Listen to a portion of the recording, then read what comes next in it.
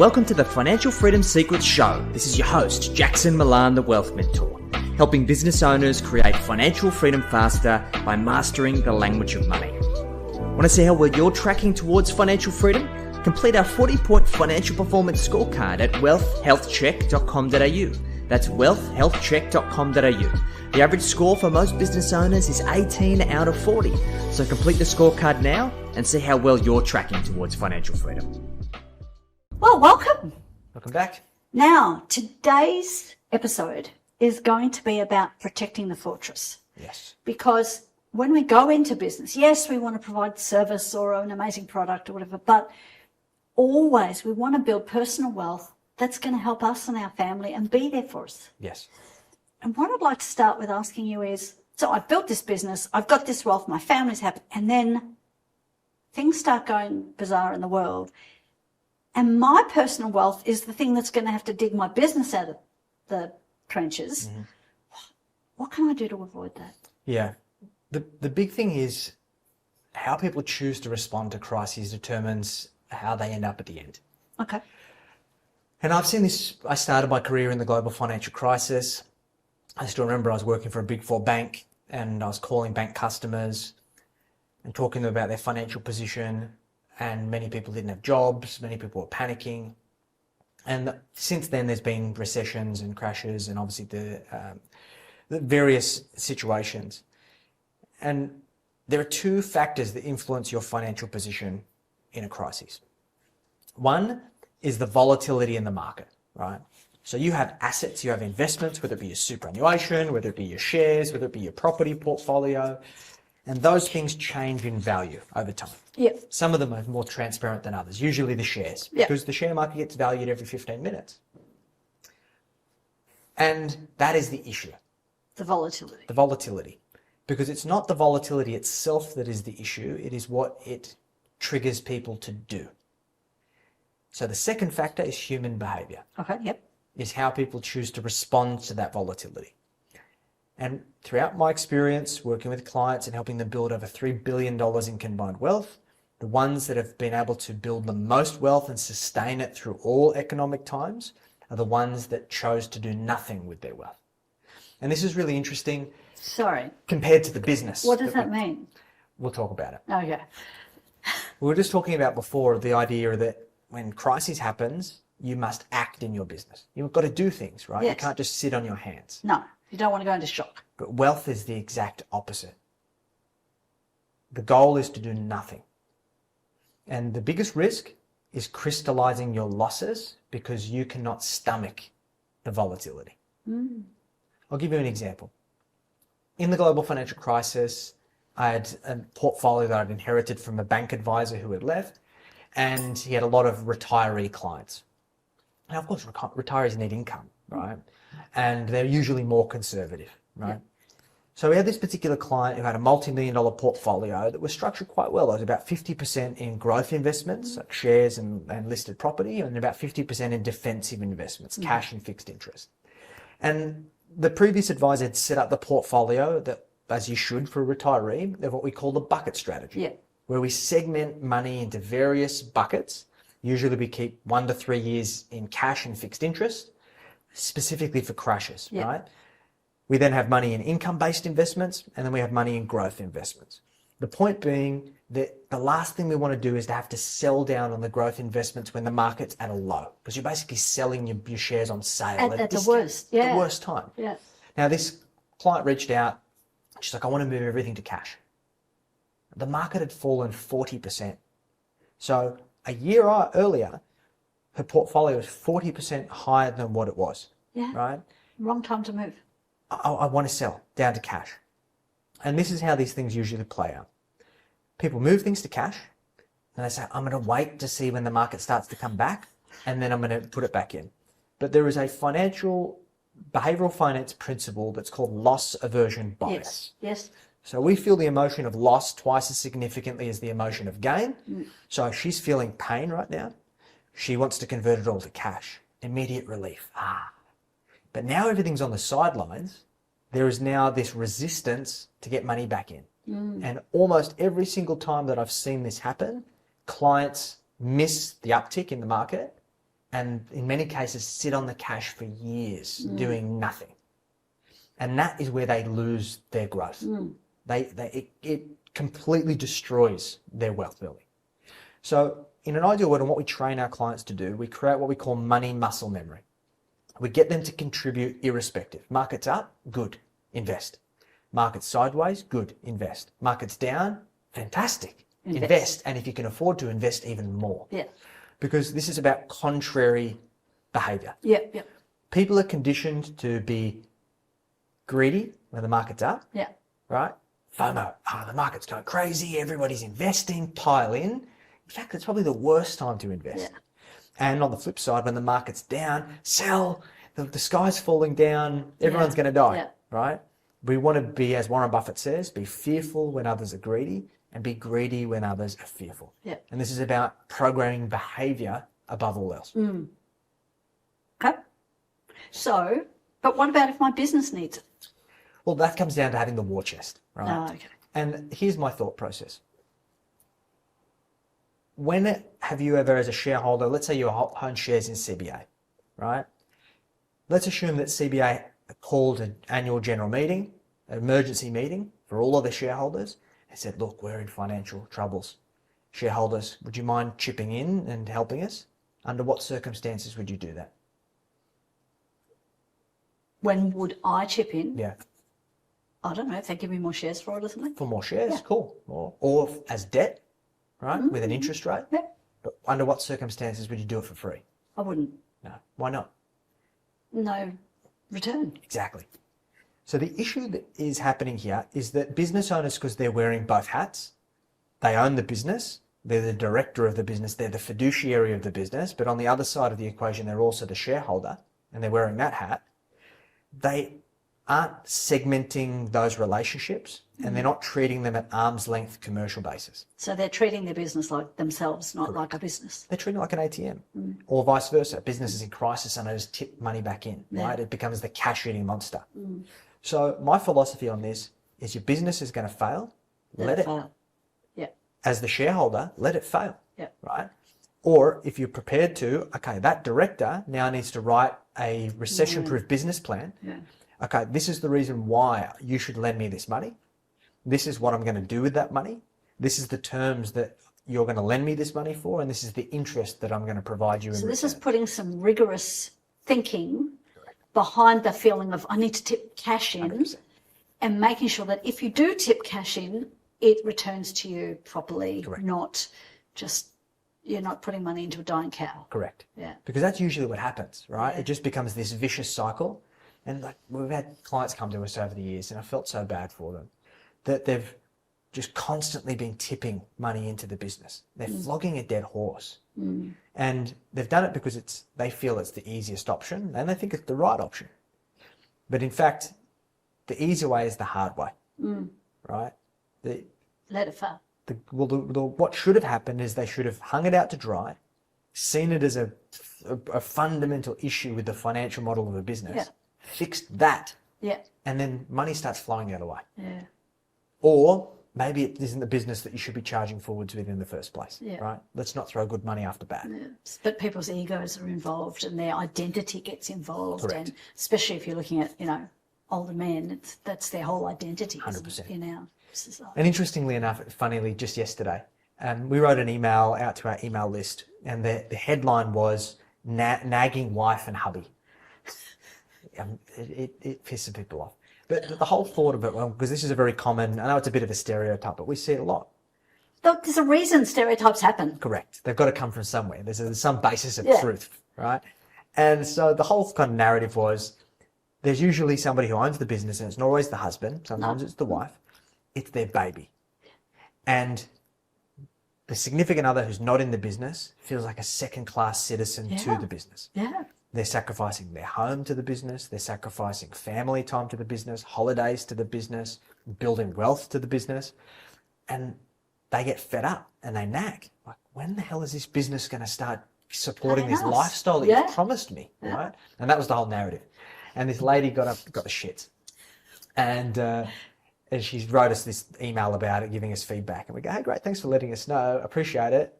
We call out things as they are. If you don't like it, you can unsubscribe. Yeah. She left me a 1-star review, having a whinge. She gave you a star? Yeah, 1 star. And it's our first 1-star review that we've ever had. So I filmed a video for social about it. It was quite funny, where I kind of tore it to shreds. Right. But this is the reality of the situation. Yeah. Right? Yeah. Like just, there are a lot of businesses out there that are being propped up artificially, and money should be flowing out of your business into your hands. It's a wealth creation vehicle. It's not a cesspit of pain. Right? It's not supposed to be. It's not supposed to be. Interesting. Don't know that it's relevant, but actually a lot of, if we look back a little bit, go a few decades earlier, a lot of men's jobs were the same thing. The men had to put in, and I say men because of the dichotomy we've lived with, had to put in so much, and then the wives had to tip in as well. And so everything fed the job, which fed the corporation, which, loyalty only runs one way. That's it, right? And the point here being, we shouldn't have to live in that reality, right? We can change it. That is a choice. Especially when we own the business. Correct. That's right. All right. Let's find another question, shall we? 20-year roadmap in a volatile environment. How do you plan for 20 years when AI is coming and, Trump has just shot the Iranian boss and, whatever? How do you do that? So it's interesting. I see so many people that are like, oh, there's so much uncertainty. I can't plan, so I'm just going to not plan. Oh. And the thing about a plan is that plans never go to plan. The idea of a plan is it gives you something, a focal point to work towards. It's a North Star, right? It orients us. It keeps us on track. It allows us to understand when we're deviating from where we're looking to head. And there is inevitably going to be variables that are outside of your control. But you need to make a choice. You either fly by the seat of your pants and just kind of like see what happens. And throughout history, how far has that got people, right? You become reactive. You very rarely look at things objectively from a long-term perspective. So as a result, you make subjective decisions. And usually you end up consuming the surplus financial means because you haven't framed why you would defer gratification in the first place, right? So in contrast, we create a plan. We know the plan's going to change, but we calibrate that plan over time as things change. So an exercise we've taken our clients through for decades, it's called the 20-year roadmap. And I developed this exercise many years ago because as someone who's neurodivergent, I struggled to defer gratification. The thing about being neurodivergent is that when you're addicted to dopamine, your future self is a stranger. Right? Like this idea of saving for a future is so esoteric and out of this world, right? It's like, who the hell's this future Jackson? Like he can sort his own shit out, right? I'm having too much fun here. So I felt really guilty about that because I was a financial advisor and my colleagues were buying property and investing and building wealth and doing all these things. And I'm buying like Mazda RX-7s and Harley Davidsons and all of this shit, having a great time, but not doing the things that I was teaching my clients to do and advising them to do. So I felt very guilty. And I'm like, what the fuck is wrong with me? So I started searching and I discovered the marshmallow experiment. Yep. And the marshmallow experiment, and like, there's so many people that... Children, and you can have this one, or if you wait, you can have two. Exactly. So the experiment itself doesn't matter, right? People tear me to pieces because they're like, there was societal issues and like from that stuff. It wasn't the point. It's true. If you can't delay gratification, you're screwed. Correct. But my neurodivergent mind said, who decided that I can only have one marshmallow now or two later? Yep. Why don't I start a marshmallow factory? Yep. And then I can have one marshmallow now and I And can two have later. two later. And so I'm like, okay, cool. So how do I implement this in terms of my goal setting? Yep. So I created this framework called the 20-year roadmap. And what it essentially is that we have two sides of the page. We have the lifestyle side of your lifestyle goals, things that add quality to your existence, holidays, experiences, renovations on the home, cars, boats, all of those kinds of The things. things that you'll be glad if you get hit by a bus. Yeah. And then on the other side is the financial goals. And financial goals are always there to fuel future lifestyle goals, Yeah. right? It's about how do I produce the financial means that support the lifestyle I want now and into the future. Yep. So we then break that down into 1, 5, 10, 15 and 20 years. Because I said to myself, if I can document all of my goals, both lifestyle and financial, I can reverse engineer them backwards. I can set an income target that allows me to have my cake and eat it too. Yep, sounds To good have to one me. marshmallow now and have two later. Yep. And what occurred to me is that most people don't fall short of their goals due to an absence of cash. They fall short of their goals due to an absence of planning. They are one-dimensional planners. They're like a horse with their blinders on. They focus on one goal at a time. So, okay, I want to buy my house, or I want to send my kids to private school, or I want to buy an investment property. And inevitably, another goal comes out of the periphery and competes for the same resources. Go on a holiday. And they now need to make a scarcity-based choice. Yeah. I can't do this and this. Well, if you just would have planned to the best of your ability for all of that in the first place, or not necessarily have the specific placeholders, but have enough surplus that gives you that choice, then you don't need to make scarcity decisions anymore. And that fundamentally changed my perspective on goal setting. So the first time I sat down with this 20-year roadmap, I stared at a blank page for 4 hours. Once again, as a neurodivergent person, I couldn't even imagine what I wanted in 5 years' time, in 10 years' time, in 15 years' time. So I got 1 year and I put it away and I come back to it the next day. I sat down again. I started adding stuff. And like, even when I'd add stuff, it felt like it wasn't mine. Yeah, you were just making it up. These were things that just other people want, so I put it there. But what I found is the more often I revisited this, the more calibrated it became. Things that were material, like the Porsche 911. I don't want a fucking Porsche 911. Like, it's a pain in the ass. Like, I've got to drive sideways over speed humps, and like, how the hell am I even going to get up my driveway? There's all of these just impracticalities, and I'm like, it's not important to me. Yeah. But then, okay, well, if I don't want that, what do I want? And so over time, it became a living and breathing embodiment of what I wanted from my life. And this is something that I recalibrate monthly. And we do this with our clients as well, at least quarterly.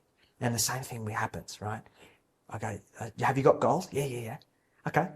Have you got 20 years worth of them? What? And we sit down and we go through it, and they get through the exercise the first time and they go, oh shit, like, wow, I've never seen my life mapped out like this before. And inevitably things change, right? Yeah. We catch up in a quarter and we go, hey, cool, like, is that still what you want? Oh, no, not so much. That's shifted. It gets pushed back, or maybe that gets brought forward.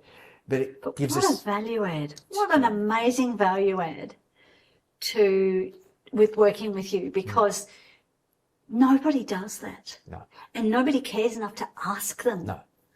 And one of my mentors said to me that you're either chasing your dreams or you're helping someone else chase theirs. Yeah. And the overarching truth that I've extracted from doing thousands of these sessions over the years is that everybody really wants the same things, right? What changes is the significance and purpose that they personally attach to each of those things. Yeah. And that's the driving force. Yeah. And once again, we spoke about those four currencies. People want to make money, they want to save money, they want to save time, they want peace of mind and certainty. What they really want is peace of mind and certainty. Yeah. And when we can break down all of those goals and then set an income target at the bottom of the page to say, Tash, you can have all of your lifestyle and financial goals achieved if you only earn $350,000 a year, or $500,000 a year, or $700,000 a year. Whatever it is. Whatever the number is. And then we then go as far as to reverse engineer that back into the business. This is how much profit your business needs to do. This is how much revenue you need. This is how many clients you need. This is how many leads you need. We're now linking the things that intrinsically motivate you to the actions that you do every day. Yeah. And it's now rocket fuel. Yeah. Brilliant. Wow. Let me ask you though, when you're navigating in the financial world, and it's all very well to have goals and ideals and targets and those sorts of things, but who is it that ends up absolutely getting crushed and not making it? Who is it that, what decisions are they making that just tip them over the edge? There's a few people. The first type of person is the one that always finds an excuse to not start building wealth. Right? It's so easy to do in business, because for all of us, when we're building a business, that startup phase sucks. Yeah. Like, it's horrible. It's exciting, but it's horrible, right? because there's so much uncertainty. Exciting, but it doesn't pay. No, it doesn't. Yeah. And like I've even seen very, very intelligent people who have had a great idea that's just been the wrong time, and that business flops. Like there's no certainty. So the issue is that you've gone from a position earning good money, probably, to now startup mode where you're eating 2-minute noodles for dinner, right? And sometimes cat food. And then you... Cat food? No, that's definitely not me. That's very expensive cat food. It is, yeah. So definitely not Whiskers, right? So we then get to the other side of that, right? Where you're lucky enough to succeed. Yeah. But you're still battle scarred from this startup mode. And we've now created this precedent for potentially years whilst you're getting through that, and you turn the other side. Now, when we get to the other side of it and the business starts making money, it's only human to want to play catch up on lifestyle, right? Yes. Let's upgrade the lifestyle. Let's move and buy a house, or let's upgrade the house. Let's do some renovations. Let's get some new cars. Catch up, I think, is the way. And you deserve it, right? But to a point. Yeah. And then what happens is that we've played catch up and we've had this lifestyle creep. Yeah, but now you get used to that. Correct. Yeah. So now you think, and this is because the society has been conditioned on this, that to build wealth you must sacrifice and compromise. So you go, who wants to do that? I want to hang on to this lifestyle for another year. We'll start doing that wealth building stuff next year. Next year never comes. No. Right? So once again, that principle of the 20-year roadmap and having the cake and eating it too, is that we don't need to compromise the lifestyle at all if we work out how much financial means we require to maintain the lifestyle and have surplus to build wealth. And then create that financial means. Exactly. Yeah. So, because I believe it's far easier to make money than it is to shrink yourself wealthy. And like, What does that mean, shrink yourself wealthy? Well, the fundamental principles of wealth building throughout modern history have said that you must sacrifice and compromise to build wealth, which means you must budget, you need to live modestly within your means, you need to be, you need to go without, you need to endure... well, that's the traditional accountant telling you what to do. Exactly. Yeah. You need to endure pain for long periods of time in order to reap the pleasure at the end of the rainbow, right? Austerity. Fuck that. Yeah, I agree. It's horrible. And because the underlying assumption of that is that you have no control over your income.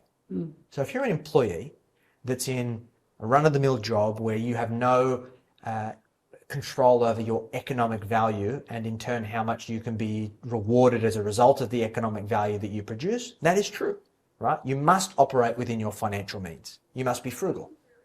But if you are a business owner, if you add true value, if you understand the economic levers that you can pull, that the more value you add, the more reward you can receive, then the production of income is far easier than cutting expense. I totally agree. I had the biggest fight with our head of compliance when I worked at the bank over this concept. Wow. Because I used to give in my advice documents to my clients, I'm like, hey Tash, we're going to put together a plan. And the first part of the plan is a financial model. We're going to take the 20-year roadmap and I'm going to use my software to show you your current trajectory. Where are you heading? Like if you do nothing, right? That's our baseline. Cool. Next, I'm going to do a model that shows all of your goals, dreams, and aspirations based on nothing changing. How many of those goals can you achieve? And if there are ones that we can't achieve, which are they? And how far is the deficit? And then the third scenario is that I'm going to show you how much income you would need to earn to achieve all of your goals. Yep. And then, of course, the other financial and investment strategies that we can implement to maximize the probability of you achieving everything that you want. Pretty common sense, right? Yeah, but the compliance guy? Didn't like it. No. Because he goes, how can you provide a recommendation to a client around how much income that they can earn? But I said, how can you not? But these clients are coming to me asking me for guidance on what they need to do to achieve their goals. Is it so binary that I either say, congratulations, you're in the perfect situation and you can achieve everything that you want? Or, I'm so sorry, Tash, world's smallest violin plays for you. This is all you can achieve. Yeah. How motivating is that, right? What did they say? And ultimately I ended up leaving the bank. But the fight was, I'm like, show me where in the Corporations Act and the legislation that there is any laws that prevent me from giving my clients clarity around their income, of how much they need to earn to achieve their goals. Yeah. And he couldn't find it. There wasn't. There isn't. So I went on to somewhere that allowed me to give that advice and then have since started my own business. But this is the thing, right? People want a plan And that plan is about what levers do they have the capacity to pull to achieve their goals. Yeah. Wonderful. All right. Talk to me about the hub structure. Yes.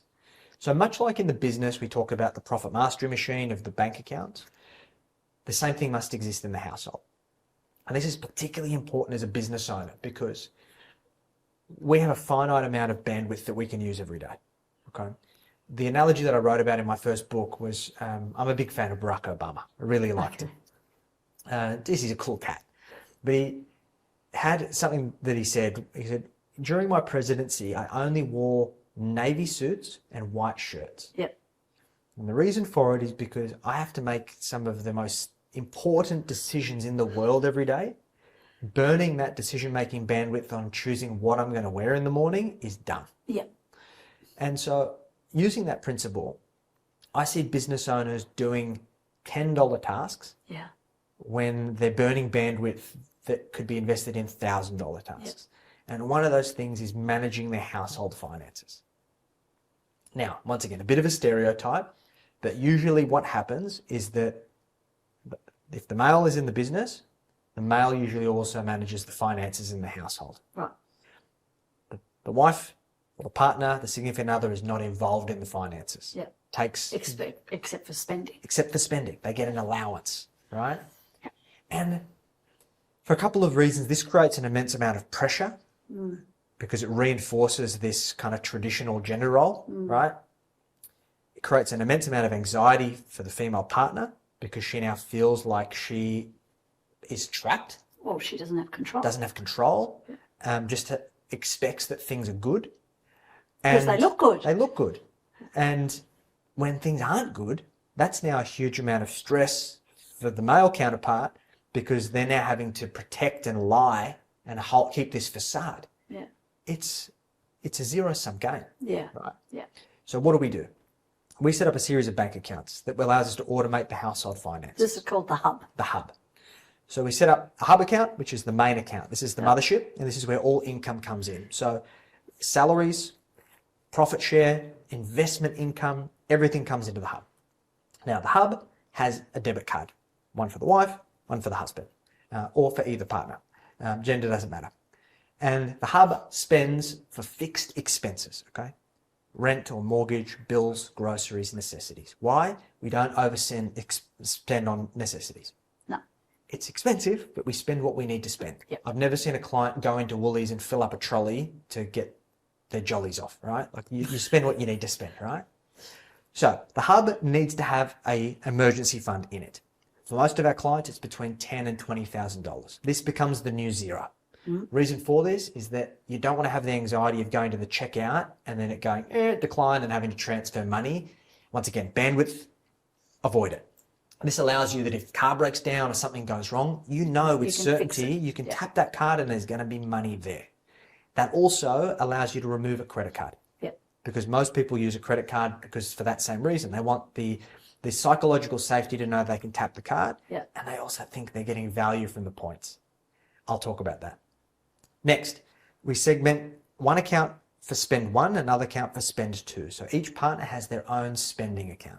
This is different to the Separate debit cards? Yep, separate bank account. Two separate bank accounts. Okay. So spend one, spend two.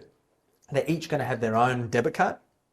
And we're going to set up an automated weekly transfer from the hub into the spending account for each of the partners on a Friday. Yep. Why? Because we always do the damage on the weekend. Now, I don't care how much either of you earn. What you agree on as your spending money, you each get the same amount. Yep. So for my partner and I, we get $220 a week each. Yep. We don't drink, we don't smoke, we don't spend a lot of money. So work out the number. Yep. If it's 300, if it's 400, it doesn't matter. Agree on it and set it up. Now, spending is where we do the damage. Right. So there's one of three outcomes every week. So you're either going to have enough or it's going to accumulate. Yep. Beautiful. Two, it's not enough. Let's say by Wednesday the next week it's run out. So now you need to defer decision making, right? You want to go buy coffee, there's not enough money there, can't do it. Yep. Or three, you are an adult. So if there is something that you want to buy, we create an accountability system. And what I do is I say, hey, Anna, I want to buy this thing. I'm going to borrow some money from the hub account. Yep. and then I'll spend the next couple of weeks topping it back up. Yep. Just FYI. From the hub or From the the hub. emergency? I transfer it from the hub account Okay. and I move it into my spend account, just confirming the emergency fund sits in the hub. It's like the Oh, floating okay, okay, balance. okay, yep, Cool? So the point of the accountability system is it's not asking for permission, because I don't need external accountability. What I need is transparency. And what this does is that it forces you to scrutinize the spend before you spend it. It gives you 30 seconds, sometimes a fraction of a second, where you think about it and go, do I really need this? As opposed to most people tap the card and they don't think twice about it. Yeah. Right? So what we found is this fundamentally shifts people's discretionary spending by about 20 to 30%. Wow. Game changer. So next, we set up another account that's called bills. Yep. And what we do is we then work out what are all the bills that fall quarterly, half yearly, and yearly. The bills that sneak up on us, and then we get a notice 30 days out and we go, oh shit, I forgot about that. And we end up robbing from our savings. And that makes us feel guilty. So the bills are going to fall due. We want to make sure that we're sending a monthly automated transfer from the hub into the bills account. So when the bills fall due, we can pay them. The money's there ready to go. Better yet, most bills, if you put them on an annual frequency, they will give you between an 8 and 12% discount. Yep. That's 8 to 12% That's risk-free big, return. Yep. So the goal is we can save up for that so we can do that kind of thing. And then the last account we have is a holidays account. Same story. We know what we're going to spend per year. So let's say it's 10 grand. It's $830 a month. Yep. Automated from the hub. Yep. And so that means that No we've matter got, what. no matter what, Yep. spending's taken care of, bills are taken care of, holidays are taken care of, and now all I need to do is watch the hub account balance. If it's going up, I'm in surplus. Yep. If it's staying flat, I'm at parity. And if it's going down, I'm in deficit. Yeah, you're spending more than you bring in. Correct. Yep. It's very, very simple. And when we help our clients implement this system, not only does it free time and bandwidth, but it fundamentally changes how the partnership functions. Everyone's on the same playing field, there's accountability, and there's no disparity. So the amount of marriages that we've saved as a result of this, honestly, because like the studies have been done, I think 70% of divorce comes from financial hardship. Really? And a lot of that financial hardship comes from ambiguity of outcome. Yeah. There is this disparity between what one partner expected the financial outcomes to be or what the values were around finances and what the other person had. And they never had a framework to reconcile that value misalignment. This does that. And if it's happy at home, you've got attention for your business. Correct. Whereas otherwise it's a suck, isn't it? 100%. Yeah. Yeah. There's not much sucking when this is not going right. That's gross. All right, tell me, all right, everybody's diamond. Passive income. Yes. All right, Passive income. tell me about it. So everyone talks about passive income and it's this romantic thing, right? It sounds so nice. It does. It does. I'm just going to sit here and the money's going to fall at me. You know what I think about whenever I think about passive income is playing a game of family Monopoly as a kid. Yeah. You know, and there's always one person who's kind of like hoarded all of the best properties, right? Yeah. They've got the hotels. And every time you go around that board, it feels like you're navigating a minefield. You're like blowing the dice and you're hoping you don't land. And every single time you land on Mayfair and they're like, come on, pay up. And so I think this is like my idea of what most people think passive income is, right? Is that it's money for doing nothing. Now, not only is that fundamentally flawed, but there are some real significant implications if you don't do this the right way. Yeah. Okay. So let's frame this. We all want to get to a point where we have financial choice. Yes. It's about having enough financial means that you have the ability to choose what you do with your time. And ideally, we want to produce that from a way that doesn't require us to have to trade our time for that money, right? Because for multiple reasons, your body might give up, mind might give up, or you just want to go and do other things, right? For me personally, I never want to retire. No, I'm the same. I've tried to create a business that I have financial freedom now. Yeah. I have choice now. Yeah. I work 3 days a week. I take 12 weeks off a year. That's sustainable for me. I can do that for the rest of my life.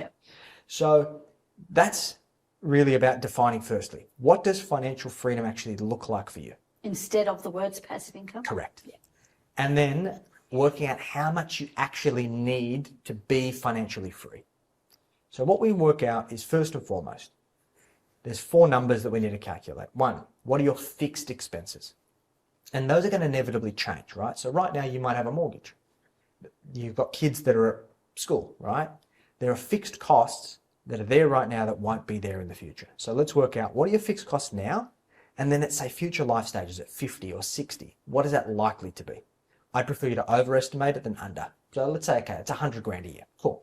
Next, what is your day-to-day discretionary spending? So for you to eat out, go grab a coffee, go to a show, buy some clothes, whatever that might be. Buy a cow. Yeah, those kinds of things, yeah.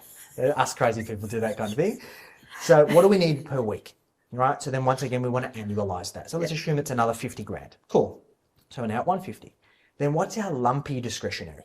So the big ticket holidays, the big ticket lifestyle stuff. So on an annual basis, what do we want to spend on those bucket list items? So let's say it's another 50. So we're now at 200. And then the last one is philanthropy. And philanthropy could be traditionally philanthropy, like giving to charity or those kinds of things, but it might be helping family, right? Mm-hmm. Like one of the things that was really important for Anna and I is we wanted to get into a position where we could help Anna's family back home. Yeah. So we send money every month and we can do so comfortably, and the impact that it has for them is massive, right? So it's about defining that. So this is what, very quickly, we find that for most people, that financial freedom figure at a very bare minimum starts at 150 and goes up to about 500 grand. Yeah. So for us personally, it's about 200,000. Yeah. So it's about working out, okay, well, how am I going to get there? So we have a framework that we use called the financial freedom formula. Mm-hmm. So we take that passive income figure that we've got, so let's call it 200. We divide it by 5 and we multiply it by 100. Why do we divide it by 5? Is the underlying assumption is, can I get a 5% net return predictably? And I need that to produce me $200,000 a year. So that then allows me to work out how much net wealth I need. So and 5% is reasonable. 5% is reasonable. Yep. So for example, we can go and get a diversified balanced index fund that does 8% a year. Yep. And then obviously we factor in for tax and volatility, right? Yep. So 5% is pretty conservative. So in that scenario for me, 200,000 divided by 5 multiplied by 100 is $4 million in net wealth. Yep. That is now my net wealth target, okay? Yep. So the goal then is well, how do we get there? And then what's the timeline? So we ultimately know what the goal is for passive income, but the biggest risk is chasing passive income too early. Yeah. Why is that? Passive income, or all income, is taxed in the financial year it is received. So if you don't need it, so like what I see for a lot of people, they're business owners, they're buying assets for passive income, they're producing passive income, they're paying tax on it, only to reinvest it. Now it means that you're paying at least 30% tax on that passive income, meaning you've only got 70% left over to reinvest, versus if you had the same amount invested in growth assets, growth or unrealized gains are not taxed. 100% of it is compounded every single year, which can fundamentally change how long it takes to get to that financial freedom figure. Yep. Wow. All right. So passive income too early is bad. And it's just because it's so romantic. It's also, it's like a meme in society. It is. It's like, especially in the aspirational community, it's been the what's that, the gilded cup thing? Yes. What's that called? Holy Grail. The Holy Grail for decades and decades. And it would be nice if that word just kind of, that concept moved a little bit. And once again, like, there's very little wealth that is truly passive. Yeah. Right? Yeah. Like, having a property portfolio is a fucking pain in the ass. Lots of work. There is always shit going wrong. Yeah. Like, even just this week, out of my investments, I've had 3 emails from my managing agents about stuff that's gone wrong, right? Just, it's not passive. Like, and it takes bandwidth. Takes bandwidth. So I call it leveraged income. Yeah. Right? Yeah. Like 3 emails compared to all of the other emails that I get in my business, which is an active income, is fundamentally different. Yeah. Now, I've got an executive assistant that handles most of those, but still, right? Yeah. It's different. Yeah. So the aim of the game is, how do we take active income and turn it into leveraged income? More importantly, turn it into leveraged wealth that compounds and grows. Yes. Until such time as we need to start shifting it into passive income that allows us to then have freedom of choice. Sorry about that. I'm also thinking at this stage, you never hear the words passive income from the truly wealthy. Correct. Never. No. Because it's a fallacy. Well, and the true wealthy do it different. Yeah. So truly wealthy people, and we're talking ultra high net worth individuals that have in excess of 100 million, like at the minimum, we're talking people who've got billions of dollars in wealth. They very rarely focus on passive income. No, of course not. Because they focus on really two core things. Because the thing is, at that level of the game, the numbers that they're dealing with are so astronomically large that they have to deal with significantly bigger assets. Yeah. Like they're buying an airline. Yeah, well, they're exactly. They're buying massive infrastructure projects, right? Yeah. They're buying massive commercial properties, right? The scale is tremendous. And what that allows them to do is, because they have these significant real assets, like real businesses, real assets, they need income like everybody else, but they fund it through debt. Yeah. Because debt is not taxed. Yeah. So the game that the ultra wealthy play is, they still buy compounding assets that they don't crystallize, that they allow to continue to compound and grow. Yeah. And then they get access to debt facilities that allow them to draw down, and they live off that. Yeah. And this is just... And that's almost unlimited. Correct. Yeah. Exactly. Yeah. And this is why people complain, oh, why don't these ultra wealthy people pay any tax? Well, they've paid tax as they've gone, because they've had to pay tax through their business, and they've had to build the wealth somehow, right? But they've got to a point where they've amassed so much wealth that they don't need to pay much tax anymore. No. And at that stage of the game, they can choose to minimize their tax and live amazing lifestyles, compared to the average Joe Blow who's trying to minimize his tax now, that he's cutting off his nose to spite his face. It's a completely different game. Correct. Can you tell me about the mistakes that people make when they're working to build that initial wealth, that initial portfolio of real estate, that initial couple of different businesses that are under management? What are the mistakes they make? Yeah. They get too smart. You can be too smart? Yes. Oh. Really interesting. And this is no shade to any of my clients. The clients of mine who have modest IQs, who are just hardworking people. You really meant too smart? Yeah.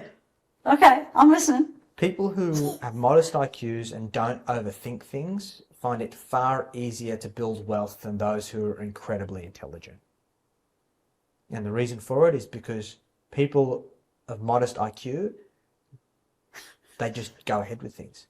They don't catastrophize the potential risks. They don't overthink the scenario. They don't get too sexy with things. They stick to the tried and true, right? I've had clients who have been like savant level intelligent and built no wealth because they've just, they're too creative. They're too creative. Getting rid of it. they overthink the system. They think the system is out to get them. Like, I'll give you this story. I work with this client, had a very, very successful, like multi-8-figure business. And they built quite a lot of wealth over the years just because they had such a great business. And they were sitting on tons of cash. And they come to me because they wanted to fix that problem. And we put together a strategy, and I told them we're going to get fully invested over 12 months. Now, I knew that for them, the behavioral finance thing of me saying, hey, from having, like, we're talking over $10 million in cash to investing it all in one go, they wouldn't cop it.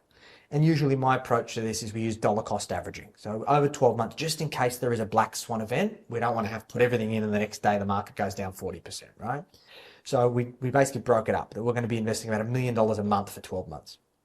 And this guy just said, no, Jackson, the market's going to crash, and I'm waiting. I'm waiting for the market to crash. So I took him through all of the various market cycles, and I just explained, look, here's what the markets have done previously. Now, your ability to, at this point, and like I basically did right before a crash, okay, look at this chart. What do you think happens from this point? And he goes, I don't know. And then I expanded the chart and there was this massive crash. And I'm like, you have the benefit of hindsight, but with foresight, you have absolutely no idea the directionality of the market. So the opportunity cost, though, of the time out of the market is what cost you. And the interesting thing, and I can't recall the exact statistics, but there was a study that was done of if you just missed a handful of the best days throughout history in the markets, it could cost you millions of dollars in terms of your opportunity cost of having time out of the market. Like we're talking days missed, just days. Because usually once a market crash happens, the recovery is very sharp. Happens very, very quickly, right? And that's where all of the gains are made. So this guy, we kept going for 12 months. And I'm like, come on, let's do it. And he's like, no, the market's going to crash. So he didn't invest in all of that time. And so we got to 12 months and I said, look, like we're wasting our time here. Like I've mapped out the plan. You're not bought into the plan. You're not interested in doing this, right? So I don't want to be a party to us having these boring conversations over and over. So there's no point us working together. Now, the market still hasn't crashed, right? We're probably 4 or 5 years on, right? And the market has been hitting all-time highs ever since. Now, there's inevitably going to be a crash, but you will always be better off. He would have made a lot of money in the meantime. Exactly. With all the little. 100%. Yeah. Exactly. And he, having the money muscle memory of being invested that whole time, would have been more likely to capitalize when the markets did inevitably crash. And his business would have had the financial means to allow him to do it. So these people are serial fencers. So that's the first thing.